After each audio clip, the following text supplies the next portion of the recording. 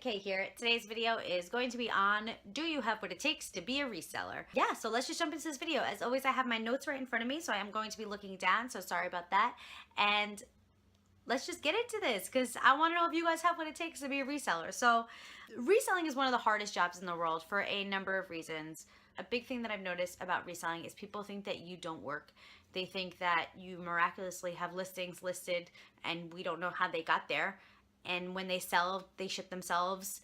And I don't even know. It's like, it's all a miracle. People think that reselling is like the miracle job. Like it does itself and you just sit there and collect the money. And that couldn't be further from the truth. So that's a really frustrating thing about reselling, is that people assume you don't work.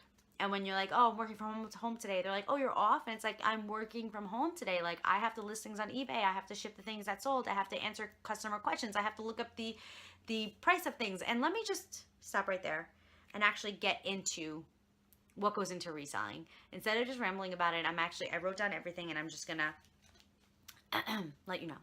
So it is incredibly time consuming, and that is because you have to purchase the item, you have to check the condition of the item, you have to look up the real reselling prices.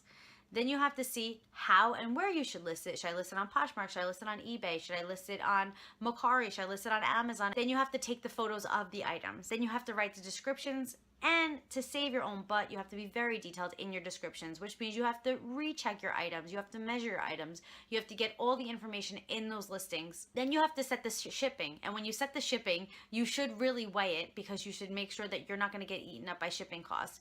And you should really put it in a box so you can see the box that you're putting it in, and you can measure the box. So again, you don't get eaten up by shipping costs. You have to package the item when it sells. Then you have to bring it to the post office. Then you have to deal with the customer service if they don't like the item, if they say it's fake, if they decide they don't want the item, if they say they never got it, if anything like that. You have to deal with that, because when you're starting out as a reseller, there is no customer service team. You are the only team that's there. You are the only person, so you have to deal with that. Then if they want to return it, you have to deal with returns.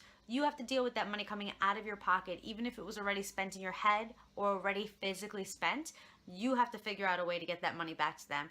You have to come up with that money. Refunds, and then you have selling fees. Selling fees are a killer. That is not including tracking how much the item actually costs, and then seeing how much it's gonna list for, how much it sells for, minus all the fees, shipping, reselling fees, everything like that, and then seeing if you still made a profit. You also have to be an accountant. Literally, that's what it's like.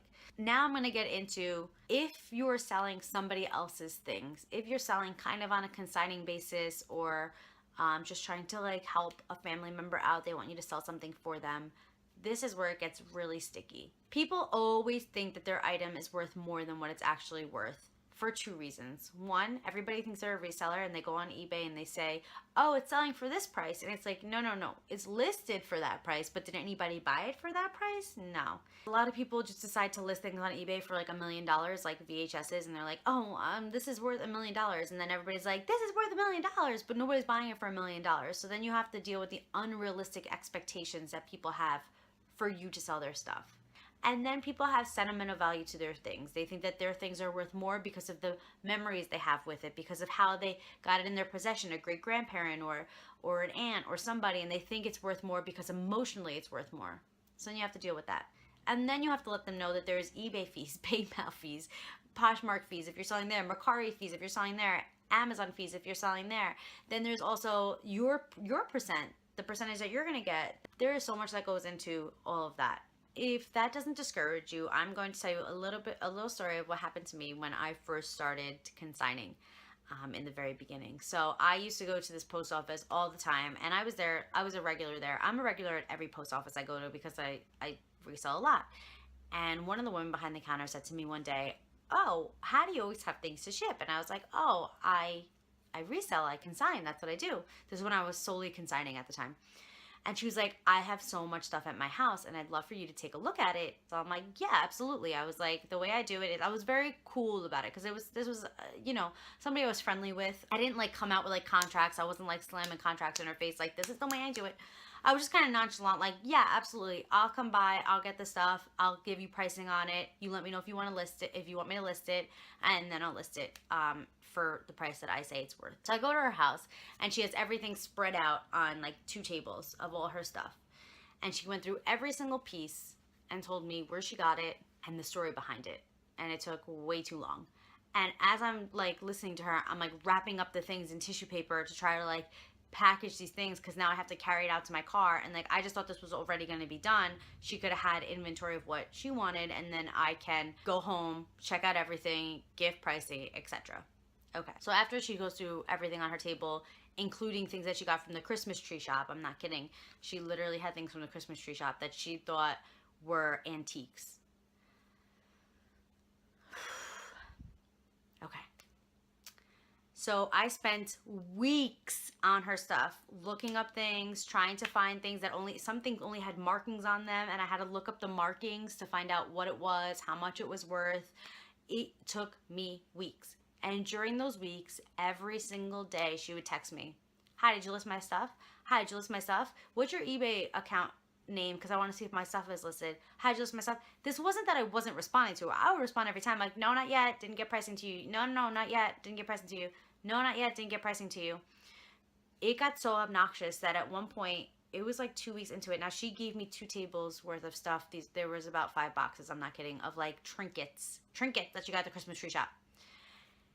That I finally sent her over pricing, and I was like, "Hey, this is the pricing that I have for you, whatever."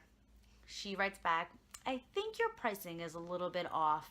These are worth more than you're saying that they're worth." And then at that point I was like, this isn't working out. I'm going to give you back your stuff. You're being extremely rude. I was like, I'm running a business here and I am trying to give you realistic pricing. You text me every day about if your stuff is listed, but I was still going through your stuff to get you pricing. I was like, I'm done with this. I'm giving you back your stuff, and that's it. And that's what happened. That's one story of my reselling. I have many stories of my reselling and how much of a nightmare people are. So if you're going to consign, maybe don't. But now what I do is I slap a contract on everybody. My husband's coworker recently wanted me to sell the Barbies that I was selling, and I was like, "Hey, this is how I do it. This is what your Barbies are worth. This is what I think they're going to sell for. This is the price you're going to get. These are the fees that come out. This is how much I'm going to get. And whatever doesn't sell, you get back. They go listed at my price, not at your price." But I gave him a contract and everything like that. Just know that reselling is one of the hardest jobs out there. I feel like this was more like a story time video because I always ramble and I have so many stories to tell you guys about my life. Reselling is really hard. It's incredibly time consuming. It is incredibly difficult. It is way harder than you think it is when you first get into it. When you first get into it, it's like, yeah, how easy is this? I'm going to list this on eBay and just let it sell. No, it's not that easy. It is hard. You need to know details. You need to know marks. You need to know markings on things that you find and you want to sell. You need to know measurements. You need to know everything. There are so many details that go into reselling. It is an incredibly difficult job, and it is only for people who have patience, who are not too proud to ask for advice, to get help. That is what it is. And it's for people who are confident enough in what they're doing to say like, "Hey, no, that's not what this is worth. If you want me to sell it, it's going to get sold for this. If you want to sell it, you can sell it for whatever you want, but I have nothing to do with that." That is the way you have to be in this business.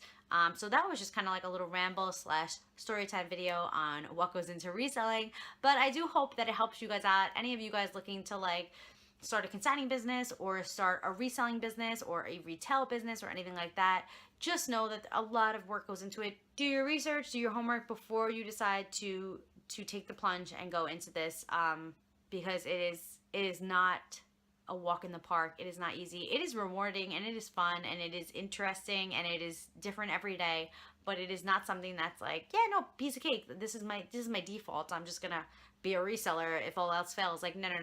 This has to be a choice. This has to be a choice that you make in your life that you want in your life. You want this to be your life. You want boxes on top of boxes in your house. You want packing tape. You want inventory up the wazoo. Like, this has to be something that you want to commit to in your life. Yeah, so I guess that's about it with rambling. And of course, you guys know there are no sick days. There are no vacation days. It is work. That's what Rihanna was singing about, in case you guys didn't know. All right, guys, so that wraps up this ramble / story time video. I hope you guys enjoyed it. Hope it was useful. If you guys have any questions, feel free to leave them below. And of course, don't forget to like and subscribe if you haven't already. I post a new video every Monday, Wednesday, Thursday, Friday, with a blog on Saturday and a vlog on Sunday. Hope to see you in my next video. Bye.